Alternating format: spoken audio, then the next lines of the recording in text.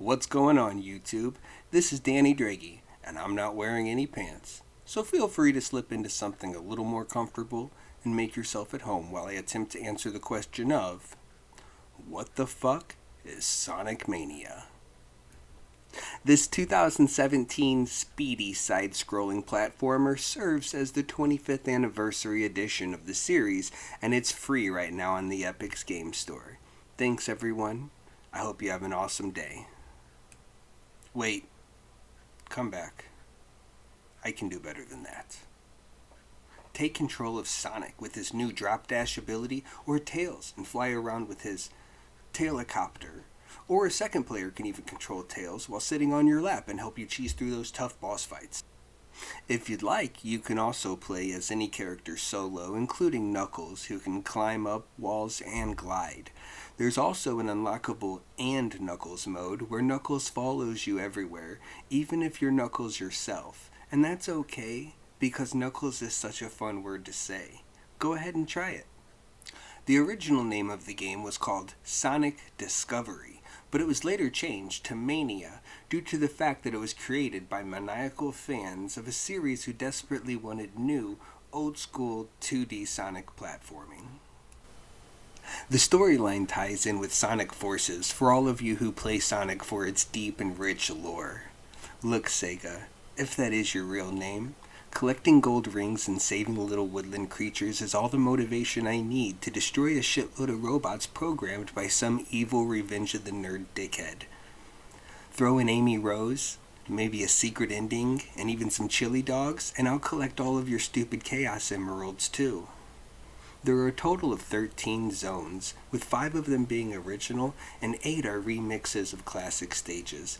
Unfortunately, many of the official soundtracks from Sonic 1 and 2 had licensing issues, so it's lacking a little bit in nostalgia, but the replacement is good enough, just not as good as it could have been. The special stages resemble those in Sonic CD with that hard as fuck to control racetrack 3D perspective. The difficulty spike in these between the 3rd and the 4th Emerald is so high it has earned the nickname among fans of that damn 4th Chaos Emerald. Personally, I would have preferred the one where you're running down a giant water slide, but whatever. The Blue Sphere stages from Sonic 3 also come back, which are my personal favorite and the core system to unlock bonus content for the game. You need to have at least 25 coins when reaching a checkpoint, and there are many more checkpoints spread throughout the stages, and the stages are much larger than the classic ones on the Sega. Here are the system requirements for the game, but it had no problem running on my 6-year-old's 8-year-old i3 with the GTX 750. These are the default second player controls on PC in case you want to try to control Tails to help you get somewhere you normally couldn't.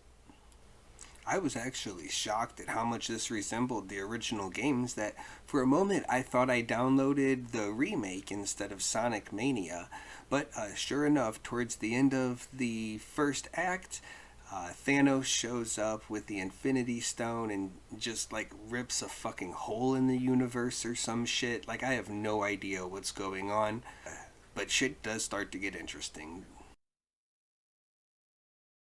I found the controls on the PC with the keyboard to be a lot clunkier than I remembered.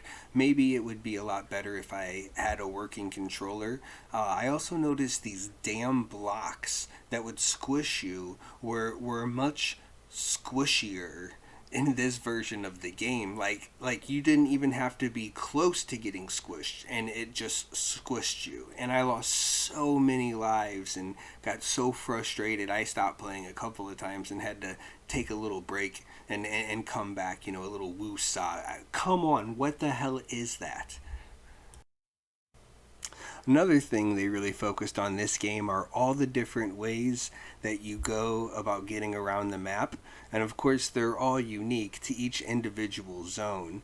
But with the maps opening up and being much bigger with many more varying and altering paths, I just thought it was a nice creative touch on all the different ways, you can be propelled to top speed in this game.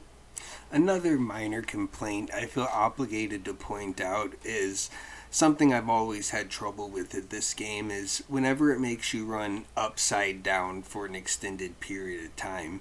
Like, let's say I'm running to the right and then I run up the wall and on the ceiling, and now I'm running to the left, but I have to hold down right in order to keep going forward. And this always tricks my brain into saying, oh shit, I'm going the wrong way. And I correct my direction only to fall short of where I originally wanted to run to.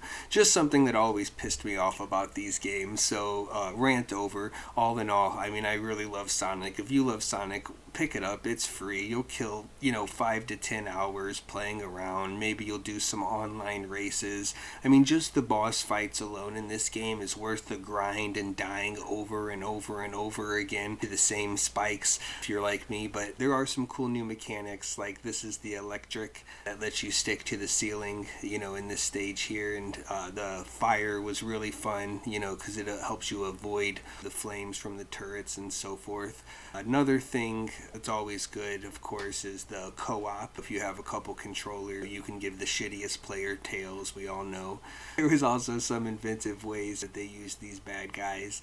Really made it seem like a totally new game as opposed to just more of the same. There was enough of the same in there to really enjoy my playthrough, but I didn't feel like I was just wasting my time beating a game that I've already beat many times before. The difficulty's definitely ramped up, so this is kind of like a taste all you young whippersnappers will get of how hard games used to be.